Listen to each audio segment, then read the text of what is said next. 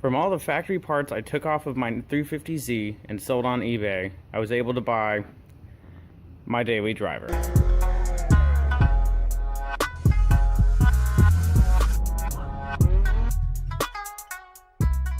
So today I'm going to go over how I sell things on eBay. I've been doing this for over 5 years now. I've had over 170 transactions and made over $6,000 doing this. And these are just parts that I took off my 350Z as I replaced different components with aftermarket ones. So I highly recommend this. You might think, oh, this part's not worth anything, but really it is. Somebody somewhere needs it. And you can make some pretty good money selling those parts. So first things first, I go and search for the item. All right, so this one seems to be similar. This is the item I'm looking for. It's good to get a range of prices while you're here. So use this one. Now once you click on the item, you can go down here and look at their description, see if they have anything elaborate that they've looked up, like a part number. So if they have a good description, you want to use part of it, copy and paste it now. It will not carry over once we click the Sell Now button. But what the Sell Now button does is it takes most of their settings and it carries them over for you. So it keeps their title and it keeps its categories that it's going through, things like that. So I hate when people do all caps, it drives me nuts. It just looks tacky. So I'll do the year range, contracted, the make and the model first, just normally typed. Then you want to do the part name, and then you can do extra terms that people might use to search for the same item. Just as much information back here that will help draw extra people to your part. So the first part is super important because whenever it's contracted, they only see the first half of your title because it's shortened somewhere because they're on their phone. You want them to see exactly what it is. They don't want to have to click on it to find out. Pictures are important. You should have several good high quality pictures. You can take them with your phone, that's fine. But if you don't have good pictures, no one's ever going to look at your item. I like to have at least 3 pictures for an item, but if you can have more, that's great. It just makes people feel more comfortable about buying your item. So just nice quality picture. You want a contrasting background. So I've got it on a light background because it is a dark colored part. So for a description, I usually just copy and paste the title and then add some things. So I always give a description of the item that was working when I took it off the car. There's no issues with it, no tears. If there's any small imperfections, just go ahead and mention it, because if you ship it to someone and they get it and they have a complaint and it wasn't in the description, then sometimes they can have a case to get it returned. So just go ahead and put it in the description now, just get it out of the way. I always put the specific model it came off of, so while it will fit all Nissan 350Zs and G35s, I am guaranteeing that it will fit just my car. Everyone else has to confirm fitment before purchase. If they have any questions, they can message you. You gotta protect yourself. For most things, I do a fixed price. I don't really bother with any of the auctions. So for this one, what I'm gonna do is I'm gonna do it for $9.99. And the reason is I always pick out the range of prices and then I put mine at the bottom, because I'm not trying to make a living off of this. I am simply trying to sell these parts for some extra money.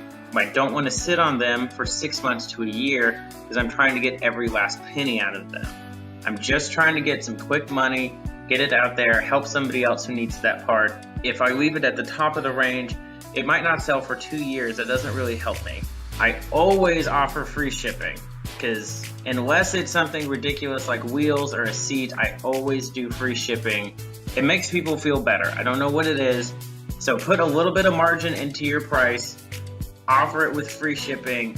I just feel like that makes it a lot easier. When creating your shipping label, they will ask you how much it weighs. If you have a small scale or a bathroom scale, something like that, that's super helpful. If it's under a pound, you can ship it pretty cheaply. And then after that, there's a bit of a jump after things that weigh a pound or under. So I try to focus on small car parts.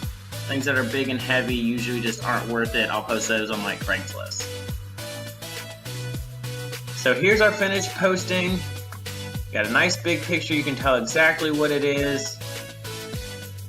You can tell it fits all years Nissan 350Z. It's a door contact switch. Got some extra possible tags that people might be looking for. It'll be up here for 30 days. I've got 2 available. I always put make an offer just because if someone offers me $8.99, then I'm gonna take it. Worst you can say is no. And they can see it's got free shipping. Usually makes people feel a little bit better. There's your description here, and that's all there is to it. Once someone buys this, try to ship it as quickly as possible. You know that when you buy things, you want to get it right away. So try to get it shipped out as quickly as you can. Got 7 items up for sale right now.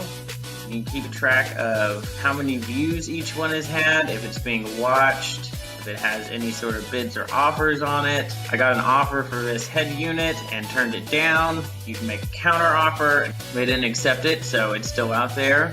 When selecting the shipping label, if you have the weight here, put change weight and dimensions and it'll give you every shipping option and show you how much it costs.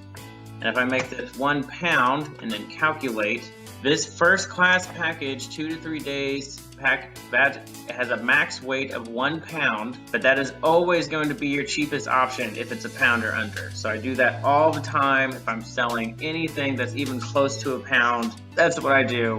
You can stick it in your mailbox, turn the little flag up, they'll come pick it up. They don't ever question how much it weighs. But if you take it to the post office, they will weigh it and if they will charge you more if you're wrong. Make sure that if it's anything big and heavy, you put a lot of margin in here for shipping because, you know, even something that's only like 10 pounds is gonna cost you $20 to ship. So just keep that in mind. So really this isn't hard. Just kind of go through, be thorough. Think about what you look for when you're buying something on eBay. You want to buy the part that has no pictures and a horrible description, or something that has great pictures, a description that gives you enough that you know what's going on. You want someone who responds to messages quickly, that gives you quick shipping. Just treat people the way you want to be treated, because if you have a lot of claims, eBay will kick you off. So just be a good seller, be thorough, follow my little tricks, and you'll get all of your stuff out of there, and you'll be able to make some quick cash on eBay. So thanks for watching, hit that subscribe button, and I will see you guys next week.